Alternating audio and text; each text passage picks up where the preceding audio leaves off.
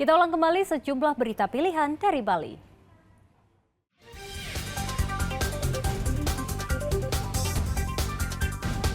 Jumlah kasus demam berdarah denggi di Kabupaten Bangli terus meningkat.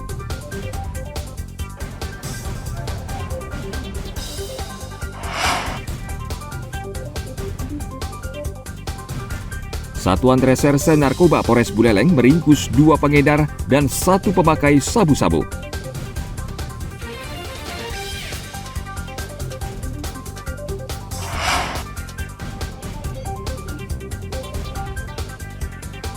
"30 kaum difabel mengikuti upacara betata atau potong gigi massal di Desa Benggianyar.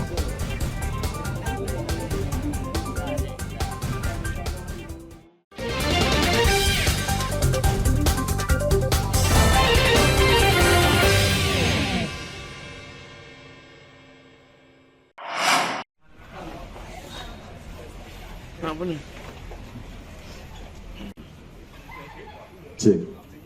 Satuan Reserse Narkoba Polres Buleleng meringkus 2 pengedar dan 1 pemakai narkoba jenis sabu.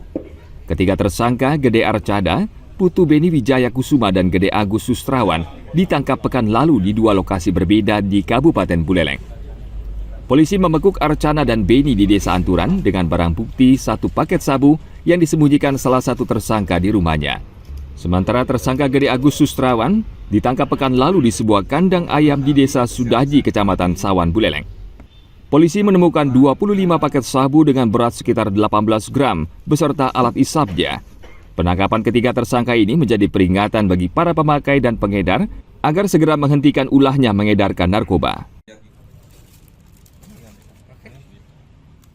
Pada pengguna dan pengedar gelap narkoba agar segera menghentikan, karena setiap hari Senin saya akan lakukan rilis. Dan nasib sial silahkan ditunggu, ya, jangan sampai para pengedar dan pengguna ini minggu depan saya rilis di belakang saya. Nah, ini bentuk keseriusan kami penegakan hukum dan zero tolerance pada peredaran gelap dan penggunaan narkoba di wilayah Buleleng. Ketiga tersangka masih mendekam di Mapores Buleleng. Mereka diancam Undang-Undang Narkotika dengan hukuman penjara paling rendah 4 tahun. Peredaran narkotika jenis sabu marak di Kabupaten Buleleng. Para pelaku menggunakan berbagai cara dan modus untuk mengelabui polisi.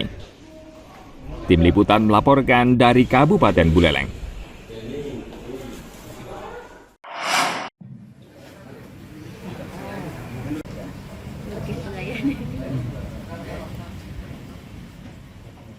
Tim Buser Polres Karangasem menangkap 2 tersangka pencuri spesialis kantor dan sekolah yang selama ini meresahkan masyarakat.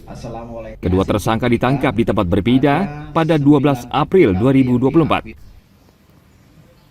Sebelumnya, kawanan ini telah membobol kantor dan sekolah di 9 lokasi di 5 kecamatan di Karangasem.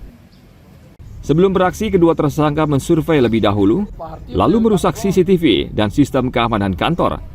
Lalu mereka menggasak laptop, speaker, ponsel, komputer, alat memotong rumput, hingga alat pancing.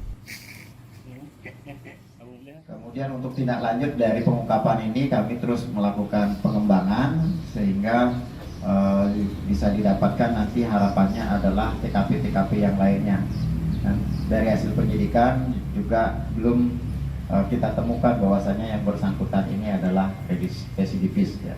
Tetapi ini masih dalam proses penyidikan lebih lanjut untuk mengembangkan kasus ini sehingga kasus-kasus yang terdahulu yang pernah terjadi mungkin di tahun 2023, ya, mudah-mudahan pelakunya juga kedua tersangka ini, ya, di tahun 2024 ini. Jadi, Kapolres Karangasem mengimbau warga untuk membuat sistem keamanan ganda pada gedung kantor dan sekolah sehingga menyulitkan pencuri masuk dan menggasak dari dalam gedung. Ia juga mengimbau warga untuk mengaktifkan kembali siskamling. dari hasil penyidikan, Tim Liputan melaporkan dari Kabupaten Karangasem. yang diakui oleh tersangka, ya, di antara...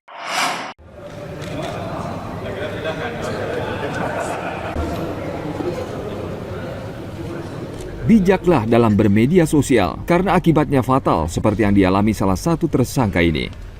Pria berinisial HSA ini ditangkap karena mencuri data pribadi milik seseorang lalu menyebarluaskannya ke media sosial hingga menjadi viral. Korban tidak terima karena tidak sesuai fakta dan melaporkannya ke polisi. Satreskrim Polresta Denpasar menangkap HSA bersama rekannya berinisial AP yang juga berstatus sebagai seorang istri anggota TNI. Namun AP tidak dihadirkan saat rilis kasus ini Selasa lalu. Kedua tersangka mencuri data pribadi korban berupa foto diri dan foto keluarga, lalu mengunggahnya ke media sosial. Dalam unggahan tersebut, korban dituduh berselingkuh dengan suami salah satu tersangka. Sama-sama mentransmisikan dan menyebarkan data elektronik berupa foto pribadi dan keluarga korban tanpa seizin dari korban. Di mana dalam penanganan perkaranya kita sudah memeriksa sebanyak 6 orang saksi, baik saksi pelapor, saksi-saksi yang lainnya, saksi korban maupun saksi-saksi dari ahli, yaitu dari ahli ITE, pidana, dan juga kita sudah mengambil keterangan daripada para tersangka.